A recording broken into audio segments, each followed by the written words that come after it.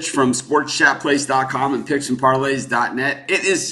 I know we have Major League Baseball today, but I'll tell you, for me, it's still the last day of the All-Star break. So just one Major League Baseball game on the schedule. I have a premium pick out there on the side. So if that's what you're looking for, be sure to check it out over at SportsChatExperts.com, as well as in SportsChatPlace.com, Premium Plus, and PicksandParlays.net. Just going to do a high-level college football overview today of the upcoming season, kind of look back at last season, where we left off as we go through this. And then as it gets closer, I'll have all of our experts on from SportsChatExperts.com, and we'll be talking about all of these different conferences and teams and what they have to say about it. Of course, as you guys know, Sports Chat Place started as a college football site. So while it isn't always my best picking game, it certainly is a game that I love and know very, very well. It's my favorite sport. Boxing and college football are my two favorite sports. So when it comes to these, I would say that even though my picks aren't 100% spot on all the time, I pretty much do know my stuff when it comes to college football. So we're just going to go right through, like I said, through all the different conferences. We're just going to do a high-level overview, kind of where we left off and where we believe that we're going. And we're going to start with the ACC. You know, Clemson is the defending national champion. They whooped Alabama in the national title game. I think we need to remember this because Alabama, once again, ranked number 1 to start the season, Clemson number 2. They have Lawrence back at quarterback. They have 2 wide receivers that can absolutely fly, and plus Etienne. They lost a big chunk of their defense. So, while I wouldn't say Clemson is right for the pick, I mean, they're certainly not. I think that there are some teams in the ACC that are going to be able to challenge them. And what we've seen in college football throughout the years, forever, okay, is that to have a team that absolutely dominates from start to finish in every single game just rarely to never happens. So pretty excited about the ACC this year. You know, Clemson is the team, obviously, to beat. Florida State is a team looking to make a sort of a comeback. Syracuse is a team that we saw as up-and-comers last year and did some damage and really played some solid football, beating some very good teams down the stretch. Pitt always seems to have some talent. Virginia with Bronco Mendenhall is also another team that has made a big stretch. Virginia Tech is in a pivotal year. They were horrible last year, and they lost to Old Dominion. Virginia Tech seems to have a bad loss every single year. Of course, my team, Miami, new head coach Manny Diaz was the defensive coordinator. This is a rah-rah guy. This is a real Miami guy. So you got to know that the games that are important to the Miami fans like me, they're going to be important to Manny Diaz. So that Florida game to start the season, the Florida State game, these are the games that that Miami, you got to expect for them to be geared up. So while I believe that Clemson, it is still Clemson's division conference, and it will go through Clemson, I believe that the Miami defense is possibly right up there with Clemson's defense this year, and it's just a matter of Tate Martell. I think it's going to be Miami and Clemson in the championship game. We'll move to the American Conference, and the Cincinnati Bearcats, little to no respect traditionally, right? But they seem to get it done almost every single year, and I expect the Bearcats to be a handful once again. Of course, Dana Holgorsen moving to the University of Houston, moving there from West Virginia. They paid him a boatload of money. SMU has been one of those teams that's been up and down, and UCF, who's dominated this conference, now Mac is first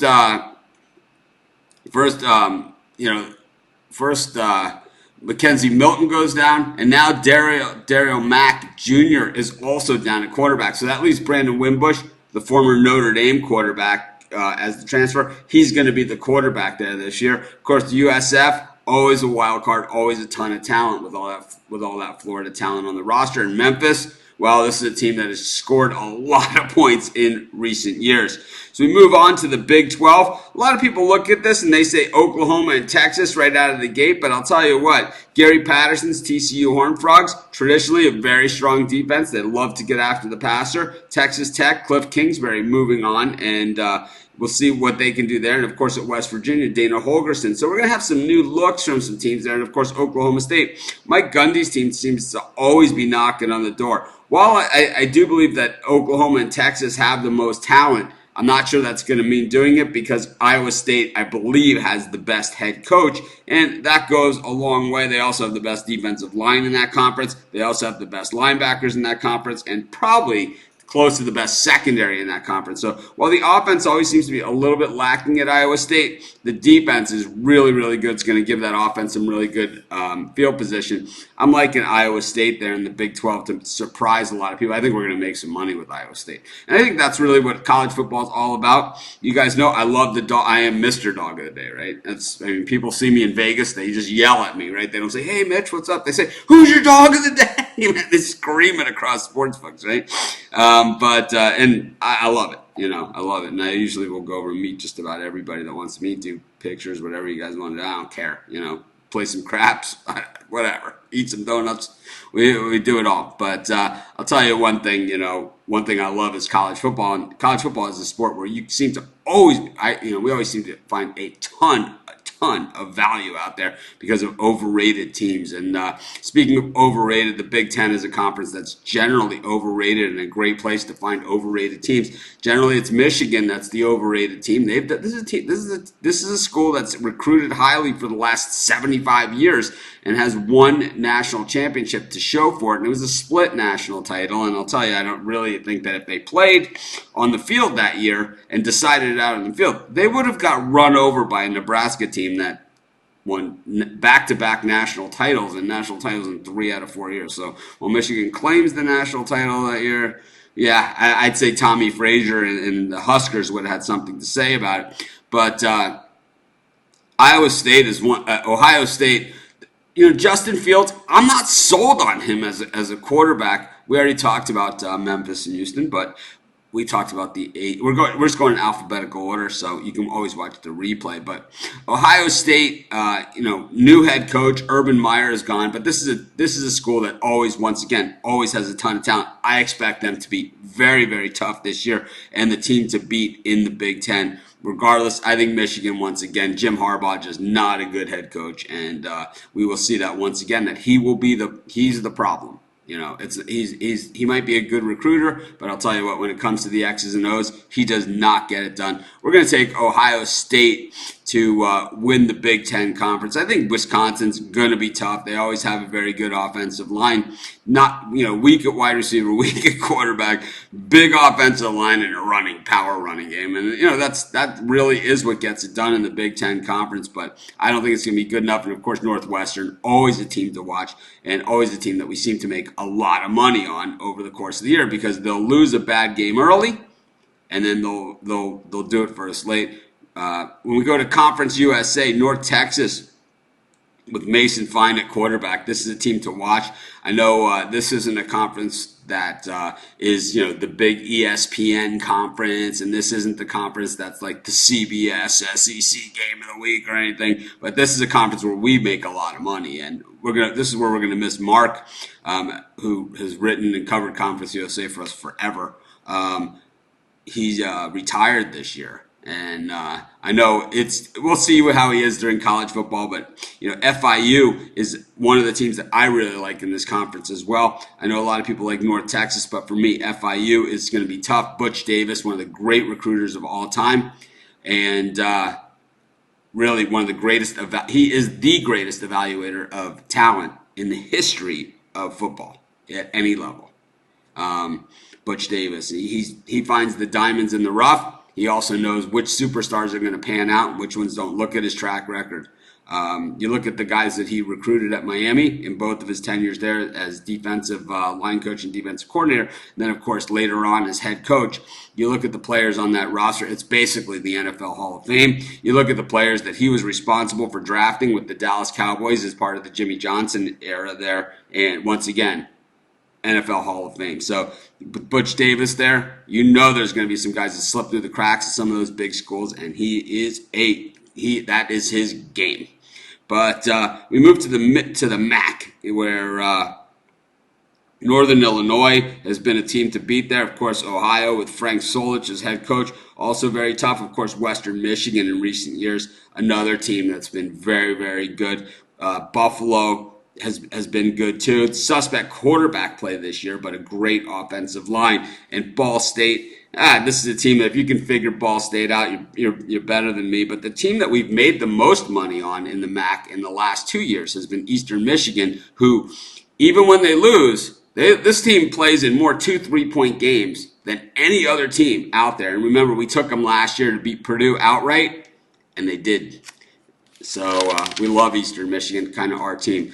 Moving quickly through the college football. This is just a high-level overview, those of you that joined late. We're just kind of going through the conferences, and then later on, we're going to have special shows in addition to our morning pick show that we do every day. We're just going to do additional live shows as we build out the studio. So we're going to be testing the studio, doing previews of college football, kind of NFL previews, things like that, having cappers in. So while it's going to be a test of the studio, we're also going to be doing our preview. So it's kind of, we're not just going to go on there and say, this is a test, don't watch. We're gonna bring it every day, just like we always do. When we head to the Mountain West Conference, Utah State has been a team that this is a tough physical team, and Jordan Love, he is ready to go. Utah State seems to get some really good quarterbacks. Chucky Keaton, you got to remember him. Of course, Hawaii, really good at quarterback as well in this conference. And it usually starts and finishes with Boise State in the Mountain West. So we know that the conference title in the Mountain West, it goes through Boise. But I do believe that Utah State is going to be able to battle with them. I don't know if they can beat them because Boise, this is not like a novelty act. Maybe 20 years ago they were a novelty act, but they're no longer a novelty act. When we move over to the Pac-12, there's a lot of question marks here, especially I would say at USC. And USC is a team that traditionally, when their offensive line is really good, they're really good. And the problem with USC is their offensive line has not been good for quite some time. And this team has struggled because of it. Meanwhile, the Oregon Ducks just absolutely loaded. And then when you especially seen at quarterback. And Washington, Chris Peterson, one of our favorite head coaches, because here's a guy that, for us sports bettors, this guy never takes a knee at the 2-yard line at the end of the game. He always punches it in, right? This guy, it's never like, oh, they're up by 3 and you have to worry if they're going to screw around and kick the field goal and, waste some time and manage the guy. No. Chris Peterson, they're on the 2-yard line. They're going for the touchdown every single time, and that's why we love them. Of course, Jacob Eason takes over at quarterback for Washington. That we saw the gun that he had when he played at Georgia. Of course, he was injured. Fromm took over. The rest is history. Speaking of the SEC, Alabama Crimson Tide once again favored to win the national championship this year. I personally don't see it. What we saw last year was a blueprint on how to beat Alabama and Clemson. Well, they had a ton of talent, and that really helped them a lot. But there was also a game plan that went involved in that, and that was called getting after Tua Tagovailoa. And what we saw is when he got rushed and when he got thrown to the ground, he was ineffective. He looked small against that Clemson defensive line. And what we're going to see is teams bring even more pressure. They're going to sell out, and Alabama's going to run, and they have some great running backs, of course. And that's how they're going to try and stop this all-out pass rush. But you watch, teams are going to blitz like no one's business, and they're going to run stunts, and they're going to run all sorts of blitzing packages, run blitzes, everything at Alabama because the book is out. If that national championship game was a fight, they would have stopped it. And I'll tell you what, there's teams in the SEC that have a lot of talent and a lot of speed. And while Alabama has stayed on top, the margin is not all that big. And over the years, as players leave early, we've seen this, 15, 20 years ago, Florida State was never going to lose again. Miami had a run there where they won like 40-something games in a row. Miami was never going to lose again. USC, same thing with the Reggie Bush, Matt Leinart teams. They were never going to lose again. And we've seen it all the time. And what happens is it's cyclical because while teams reload, it's very, very hard to reload depth because of scholarship limitations. So you have these top line players that are leaving, and then you also have players that you can't recruit because they only want to go somewhere where they can play right away. So while they know that the guy who's ahead of them and that they're going for might be leaving for the NFL early, well, he might not be also. So they don't do that. So what happens is over the years, the depth is affected. And that's what we saw with Alabama both times that they've made it to the national championship game against Clemson. They beat Clemson in the first round playoff where they had a month to prepare. But when they've played Clemson in the national championship game with the week later, they've lost both times. And both times it was the same thing where Clemson went after first, they rushed the quarterback like no one's business. And number two, they went after Alabama's depth. They drug them up and down the field, and Alabama players were sucking wind, not being able to keep up with the Clemson players. Of course, this past one, Clemson just whooped them, so it was like, Alabama by halftime was done. But the time before that, remember Deshaun Watson dragging Alabama defense up and down the field, and even the game that Alabama beat them the year before that, it was the same thing with Clemson dragging them up and down the field, and Alabama players just sucking wind because they just didn't have the depth to substitute. Florida Gators are a team that a lot of people are looking at this season. This is a team with a really brutal schedule, including that opener against Miami. 7.5-point favorites in that thing. Good luck if you're going to lay that kind of wood with Florida against a motivated Miami team. That I'm from Miami. I know this series. A lot of my friends, have gone to Florida. I'm very familiar with both programs. Trust me on this one. Miami hates Florida's guts, and there is no way that they're going to let Florida whoop them. There's no way that can possibly happen. The only thing that could possibly happen there is a narrow Florida win. And I would say that that's a reach of all reaches. The most obvious outcome there is an outright Miami win, and probably lopsided. That's the way that those games generally go.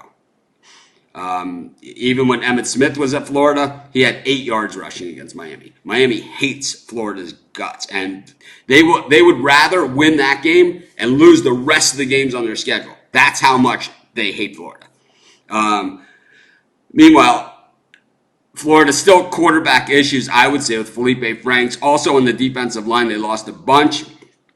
Pirine in the running game, super talented. Of course, Kentucky had a big year last year. 10 wins for a Kentucky football team. Who would have thought that would ever happen in our lifetime? Meanwhile, LSU, this is a team once again underrated, but loaded with talent.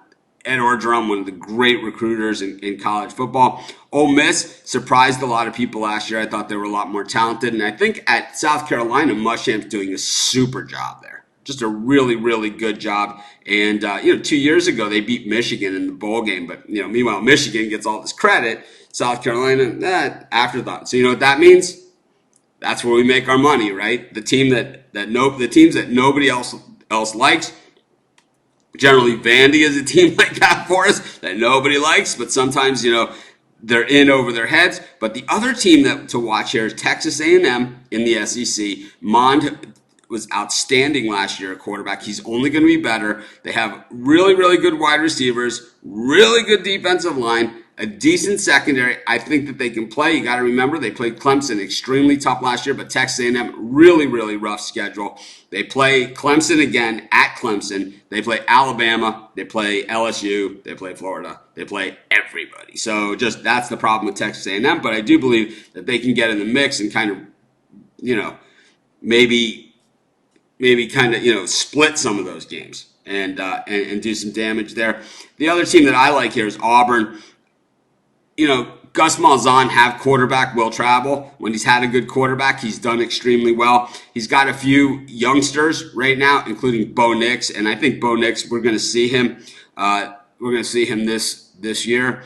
And Clemson's defensive line. I talked about how you rush the quarterback against Alabama and how Clemson did it really with 4 guys, right? And they all went first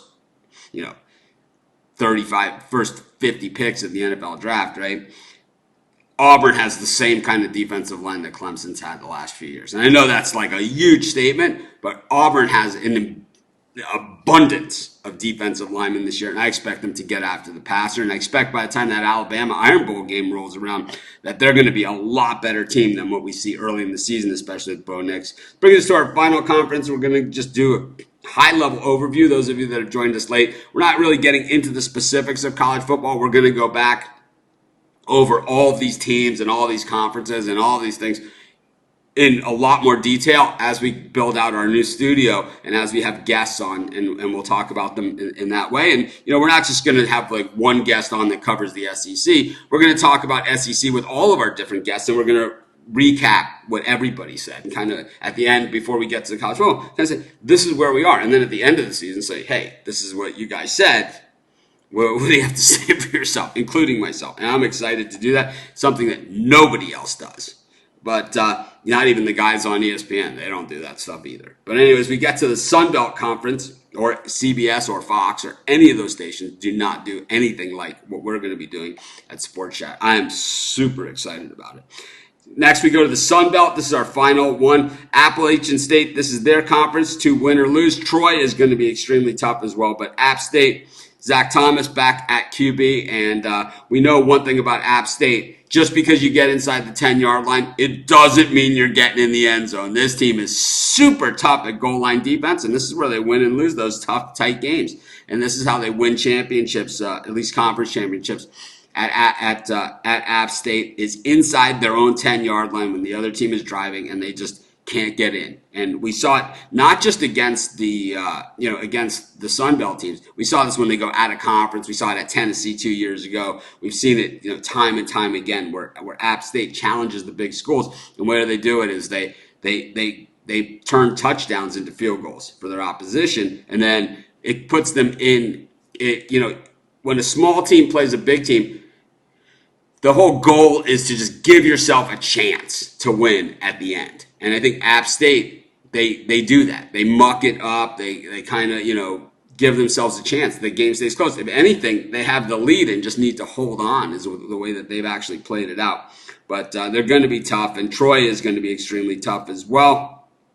And, Louisiana Monroe, Louisiana, who used to be ULL, Georgia Southern, Georgia State, all, kind of rebuilding. And I'd say Arkansas State, probably the third best in that conference. So, like I said, we're going to go over all this stuff in detail. You can use that code BIG25. Tomorrow, we're back doing picks. The Lucky Penny will be back in action. And we're just a few weeks away from college football preseason. But I'll tell you what, we're also ready for some college football. This is Mitch. Thank you guys for joining me, hearing me blabber about the sport I love the most. Well, I also like boxing. But this is Mitch. Thanks for joining me. Have a great day, everyone. I'm going to see you guys tomorrow. We're going to get back to picking some games.